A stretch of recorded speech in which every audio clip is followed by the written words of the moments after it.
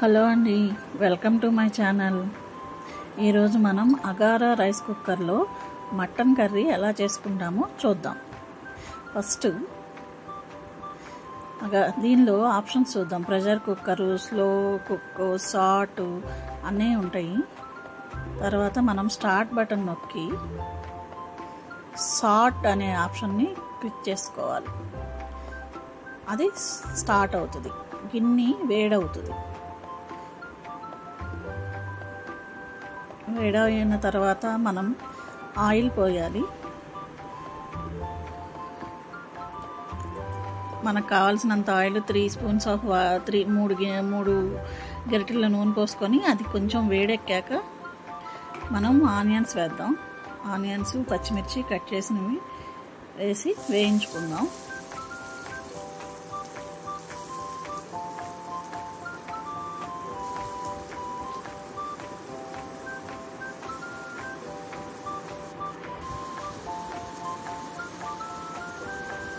కొద్దిగా పసుపు, బాగా ఉల్లిపాయలు బ్రౌన్ కలర్ కొంచెం వేగే వరకు తిప్పుకుందాం.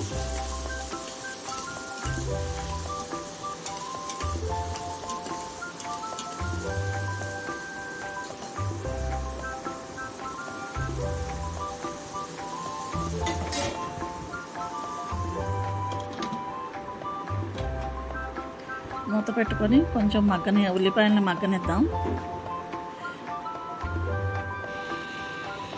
తర్వాత ఉల్లిపాయలు వేగినాయో లేదో ఒకసారి చూద్దాం. ఒకసారిగా ఎలా వేగుతున్నాయో.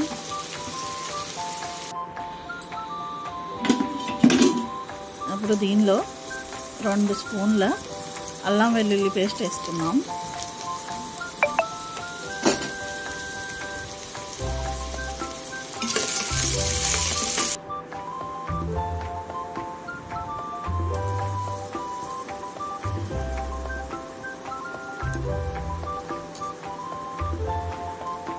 అల్లం వెల్లుల్లి పేస్ట్ కూడా బాగా పచ్చివాసన పోయే వరకు వేయించుకుందాం.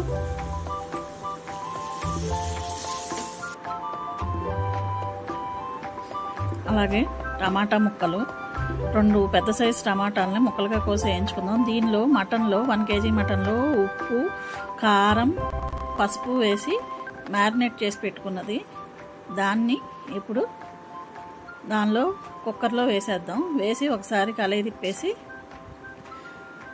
మూత పెట్టేసుకొని ఆన్లో ప్రెషర్ కుక్కర్ మోడ్లో పెట్టుకొని తర్వాత టైం సెట్ చేసుకోవాలి.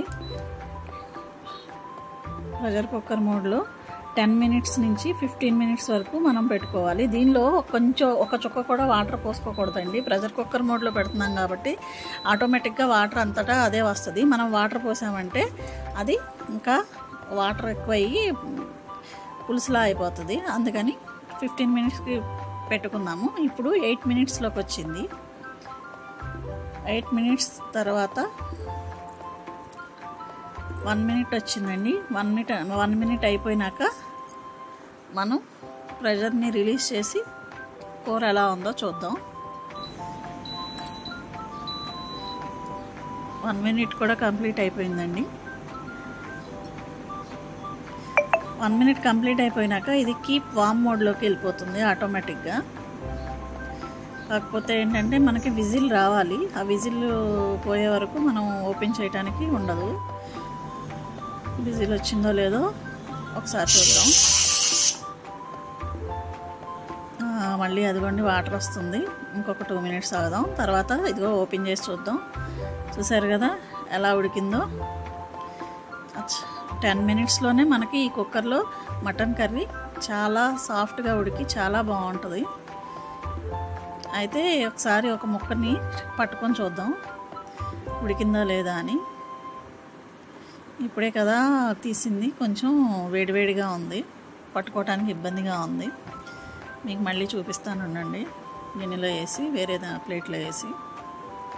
చూసారుగా ఎంత మెత్తగా ఉడికిపోయిందో. అంతే, 10 మినిట్స్ 15 మినిట్స్లో మటన్ కర్రీ రెడీ.